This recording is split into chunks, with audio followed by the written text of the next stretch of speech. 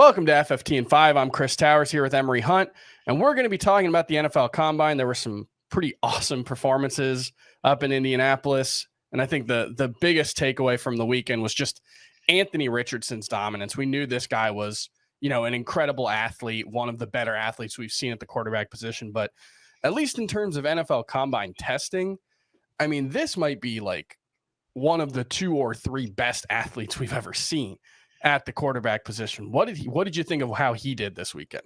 I was blown away again. I've said this before on this pod that he was my number 1 quarterback in the entire draft class. But what's fascinating is that fact that he ran those times, jumped that height, and did what he did at 244 pounds. I thought, guys go into the combine and try to trim weight to run faster and jump higher. So the fact that he added weight, weighed 244 and ran 443 and also jumped 40 and a half inches was just mind-blowing at his size because he carried it well. He looked 225, but weighed 244 and put on a show.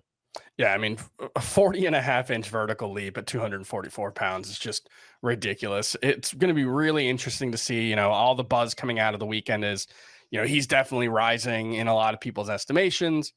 I think there are some questions about like footwork and accuracy and those kind of things, but I think some team in the top half of the first round now is going to take a chance on the upside that he showed. Bryce Young still seems likely to be one of the first 2 quarterbacks taken. I know, he's not your number 1 quarterback, but did he measure in big enough for teams to consider him, one of the elite one of the elite quarterback prospects? I hope so, man, because it's unfortunate that he has to put on weight to make sure he meets some, arbitrary number because we wanted to see him work out. But I understand why he didn't work out because you don't know how he moves at 204 pounds. So I'm pretty sure once he gets back to Alabama for his pro day, he's going to drop weight. He won't have to measure ever again. So he's going to drop weight and do all the performances that we saw Richardson do at the combine. So hopefully he measured in just where they wanted him to be. He was exactly the same size and weight as Kyler Murray. So yeah, that should check off some boxes for a lot of NFL teams, although it shouldn't matter. Size is not a skill, but I'm glad for him. He checked off that box. Now he won't have to fill those questions ever again. Yeah, this is one of those things like when Devontae Smith came out and there were so many questions like, oh, he's too skinny. There's no, if you look at wide receivers of his height and weight, there aren't any who have succeeded in the NFL. And it's like, well, there also aren't that many wide receivers his size who dominate the SEC the way he did. So like he's already passed that test in my eyes, at least. One question I did want to ask before we move on to the biggest riser and faller from the weekend. Did Bijan Robinson solidify his place with his workouts as the number 1 running back in this class? I think so. There's no real frills about what he does. Everything was just efficient. It was concise. It was perfect.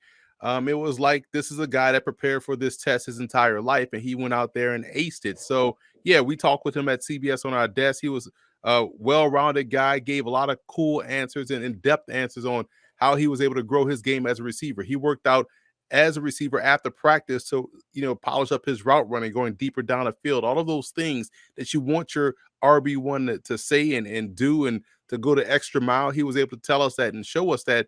So what we saw out there on the field was just par for the course.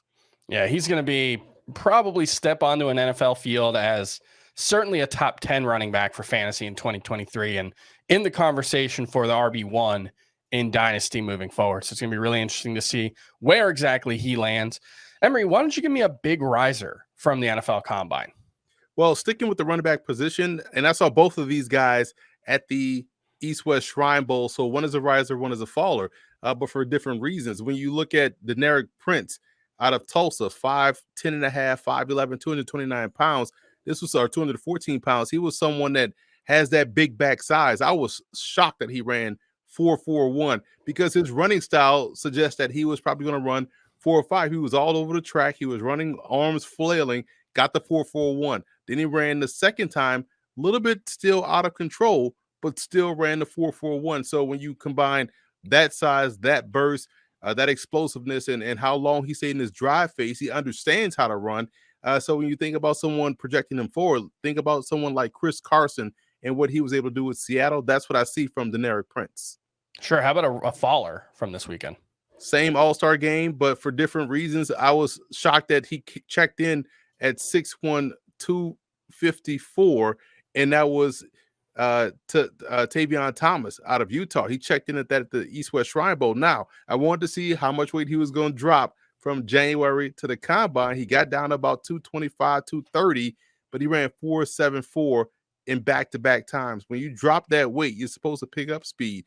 And so you wonder, did the weight drop make a difference? Would he have run a 4.7 at 254? Because he's a big back with quick feet.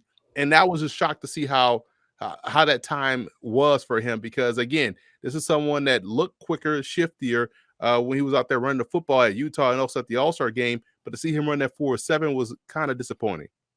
All right. Thanks so much, Emory Hunt. For more from Emory, including over 1,000 individual scouting reports, check out the Football Game Plan 2023 Draft Guide. Go to footballgameplan.com/2023 draft guide. And Emory will be back next week, talk more prospects for the NFL draft, and we'll see you next time on FFT and 5.